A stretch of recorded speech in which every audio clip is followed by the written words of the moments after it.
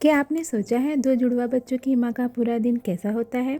तो आज मैं आपको अपने बच्चों के जाने के बच्चों के स्कूल जाने के बाद का सुबह से शाम तक का अपने रूटीन का रियल लाइफ दिखाऊंगी। तो हेलो दोस्तों, राधे राधे। कैसे हैं आप लोग? रावी व्यास लैंड में आपका स्वागत है। तो चलिए शुरू करते हैं आज का व्लॉग।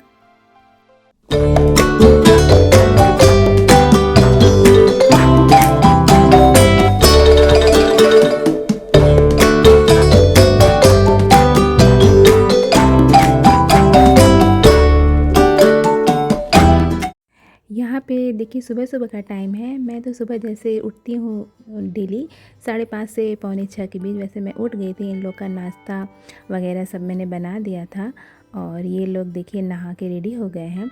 आज इन लोग के पास समय भी अच्छा खासा था, ये लोग जल्दी रेडी हो गए थे। तो जब रावी के पास समय था तो मैंने बोला आज तुम हेयर वॉश कर लो। तो दोनों बच्चे अपना हेयर वॉश कर लिए हैं और व्यास को देखिए ये अपना जुगाड़ लगा रहे हैं। अपने जूते में चौक लगा रहे थे क्योंकि बारिश का मौसम है और ये जूते वगैरह धुल दो तो जल्दी सूखते नहीं हैं।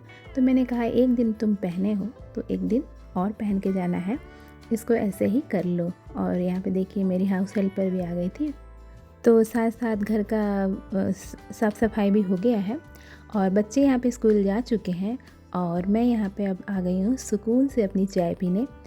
हम मेरे ख्याल से सारी मम्मी लोग को जब बच्चे स्कूल चले जाते होंगे तभी उनको सुकून मिलता होगा इस तरह से चाय पीने का। उसके बाद तो फिर मेरी ड्यूटी शुरू हो जाती है। मैं सबसे पहले आ गई हूँ अपना वॉशिंग मशीन में लोड लगाने। यहाँ पे मैंने अपने कपड़ों को डिवाइड कर लिया है कि फर्स्ट बार में कौन सा कपड़ा डालना है और सेकेंड बार में कौन सा डालना है, वो मैं अपना अलग करके रख दी हूँ। और यहाँ पे मैंने वॉशिंग मशीन अपना लगा दिया है। यहाँ पे मैं आप लोग से एक बात शेयर करना चाह रही थी कि रावी व्यास मेरे जुड़वा बच्चे हैं और वो पूरे 10 साल बाद हुए हैं मेरी शादी के। ऐसा नहीं है कि और मम्मी लोग को जुड़वा बच्चे नहीं होते हैं आजकल, लेकिन मेरी जो जर्नी है वो थोड़ी सी अलग है। मेरे IVF से मेरे बच्चे हुए हैं और मेरे 2 IVF फेल होने के बाद ये तीसरे IVF में ये मेरे बच्चे हुए हैं। और मैं यहाँ पे अपनी IVF जर्नी इसलिए बता रही हूँ कि मैं जानती हूँ कि जिस कपल्स को बच्चे नहीं होते हैं उनके ऊपर क्या बीतती है। मैंने इसे 10 साल झेला है तो मुझे अच्छे से पता है। मैं चाहती हूँ कि जो भी मदर को बेबी नहीं होते हैं मैं उनसे अपनी बातें करूँ और उनसे ये चीज़ें शेयर करूँ कि IVF ट्रीटमेंट बहुत ही अच्छा ट्रीटमेंट है। थोड़ा टफ़ है लेकिन इसके सक्सेस रेट आज नहीं तो कल आते ज़रूर हैं।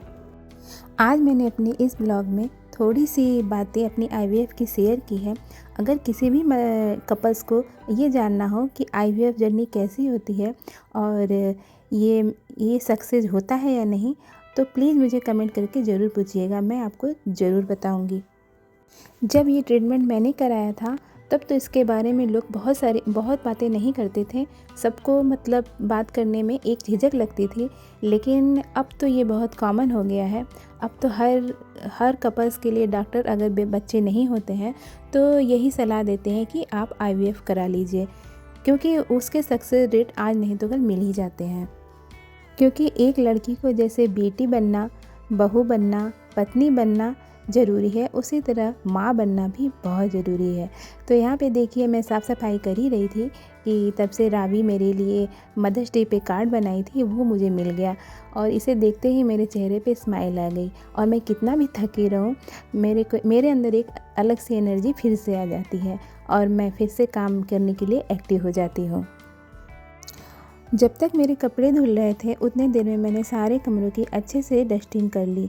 मेरी सुबह सुबह मेरी मेड तो आ जाती है और वो घर में झाड़ू पोछा और बर्तन करके तो चली जाती है, लेकिन इस तरह से डस्टिंग वाला काम तो मैं ही करती हूँ, क्योंकि मुझे सुबह तो इतना जल्दी टाइम मिलता नहीं है, क्योंकि मुझे उसी टाइम पे बच्चों को स्कूल भेजना रहता है और उसी टाइम पे वो साफ़ सफाई करने भी आ जाती है। और यहाँ पे देखिए मेरे कपड़े भी धुल के रेडी हो गए हैं। अब मैं आपको मिलूँगी नहाने के बाद। यहाँ पे मैं नहा के आ गई हूँ। अब मैं सीधे भगवान का पूजा करने जाऊँगी, उसके बाद मैं कोई और काम करूँगी। तो यहाँ पे देखिए मेरा पूजा भी हो गया है और मैं नहा के अब अपने कमरे में पूजा पाठ करके मैं अपने कमरे में आ गई हूँ। अब थोड़ा सा टचअप करूँगी, रेडी होंगी, उसके बाद मैं तुरंत जाऊँगी नाश्ता करने और उसके बाद मुझे खाना बनाने में लग जाना है। खाना बनाने की तैयारी मैंने नहाने से पहले कर ली थी, बस मुझे जाके तुरंत खाना बनाना है। लगभग सब रेडी है, बस मुझे तुरंत मतलब गैस पे चढ़ाना है। और यहाँ पे मैं थोड़ा सा टचअप कर रही हूँ, क्योंकि अगर आप अभी नहीं करिए फिर हमारे पास समय बिल्कुल नहीं बचता कि हम लोग कुछ कर पाएँ। तो मुझे लगता है कि तुरंत इसी टाइम अगर आप अपना हल्का सा टचअप कर लीजिए तो आपका मूड भी अच्छा रहता है और ख़ुद को भी अच्छा लगता है कि हाँ मैं थोड़ी सी रेडी हो गई हूँ। नहीं तो हम मम्मीज़ के लिए तो मतलब इतना रेडी होना भी बड़ा मुश्किल हो जाता है कभी कभी। यहाँ पे मैंने अपना घर का बनाया हुआ होममेड सीरम लगाया हुआ है और उसके बाद मैं सनस्क्रीन लगाती हूँ। मैं सनस्क्रीन लगाना कभी नहीं भूलती हूँ और सबसे मेन सिंदूर और थोड़ा सा काजल, उसके बाद मैंने कुछ नहीं लगाया है। लिपस्टिक लगाना मुझे पता नहीं क्यों गर्मी में पसंद नहीं आता है, क्योंकि जितना लगाओ नहीं उससे ज़्यादा तो पसीना होके सारे मेकअप बिगड़ जाते हैं। और यहाँ पे देखिए मैं रेडी होके बाहर आई तो देखिए थोड़ी बहुत बारिश हो रही थी, लेकिन यहाँ पे इतना ज़्यादा उमस था कि पसीना तो वैसे हो ही रहा था।